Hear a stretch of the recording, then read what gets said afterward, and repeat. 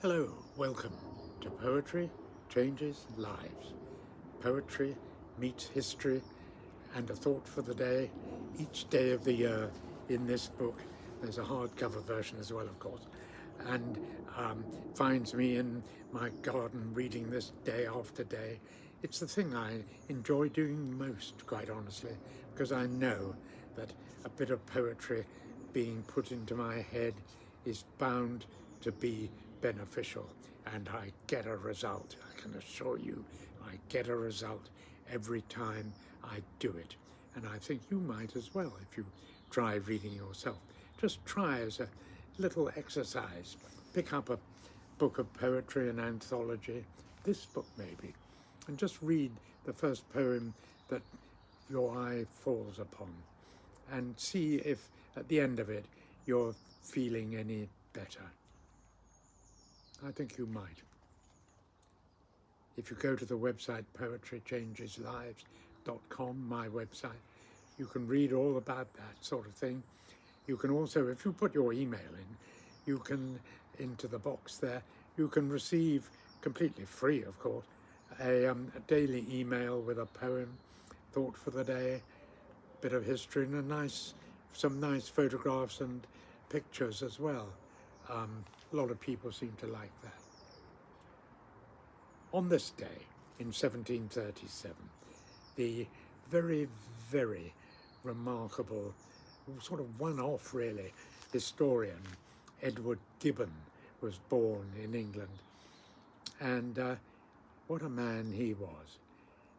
He's chiefly remembered for his amazing history of the decline and fall of the Roman Empire, which is a very comprehensive historical account of how the Roman Empire rose from humble origins with kings to begin with that turned into a republic and then was kind of hijacked by the emperors, starting with Caesar Augustus.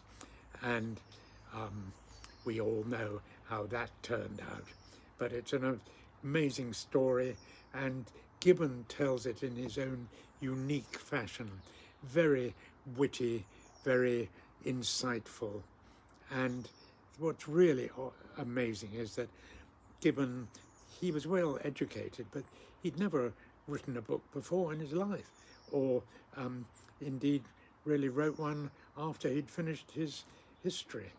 He says in the preface something like sort of, I wasn't hindered in any way by previous work or previous considerations or any schooling on how to write. I just sat down and wrote the thing. And it's the most amazingly unique work.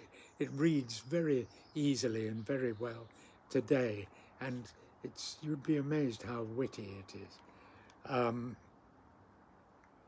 Some of his insights, such as this about how you can tell when a great power is on the decline, are very true today.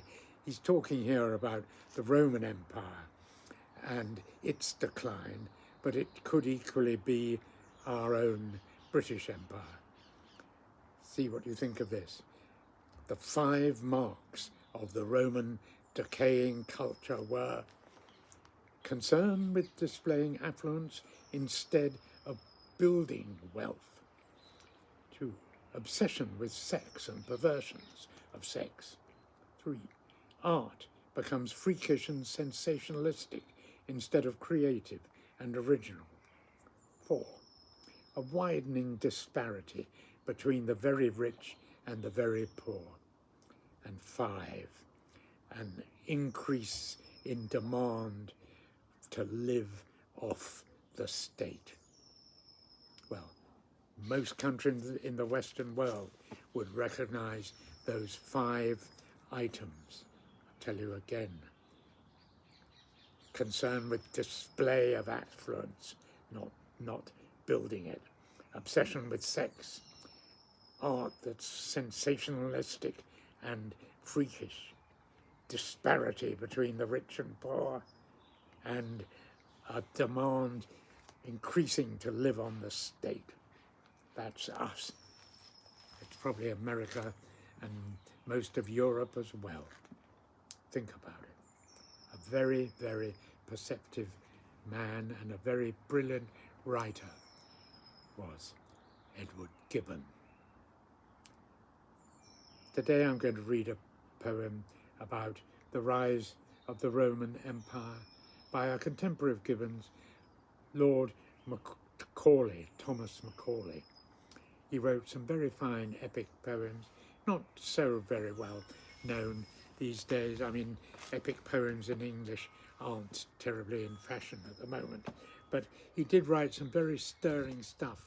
And this one from Lays of Ancient Rome, about the start of the Roman Empire, when the King Tarquin and other Etruscan kings were sort of ousted by the Romans, is very, very kind of inspiring, and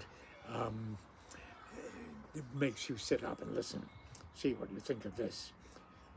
Lars Porsena of Clusium, by the 9 gods he swore that the great house of Tarquin should suffer wrong no more. By the 9 gods he swore it, and named a trysting day, and bade his messengers ride forth, east and west, and south and north, to summon his array. East and west and south and north the messengers ride fast, and tower and town and cottage have heard the trumpet's blast. Shame on the false Etruscan, who lingers in his home when Porsena of Clusium is on the march for Rome. It's a very stirring poem. Puts me in mind of Chesterton's Lepanto, of course, where Don John of Austria is going to the war. You know, it's that same sort of meter, that same driving force of inspiration. Well, I hope you enjoyed that, and bear in mind, you know, Edward Gibbon came from out of nowhere, really, to write a wonderful book, and then vanished into obscurity, really, again. But it makes me think, you know, so many of us have got potential to do writings, things of talent, if we just give it a try. And that's a message for me in that book, apart from the fact that there's so much to be learnt from history, and so many people today seem to be totally oblivious of that, including many of our leaders.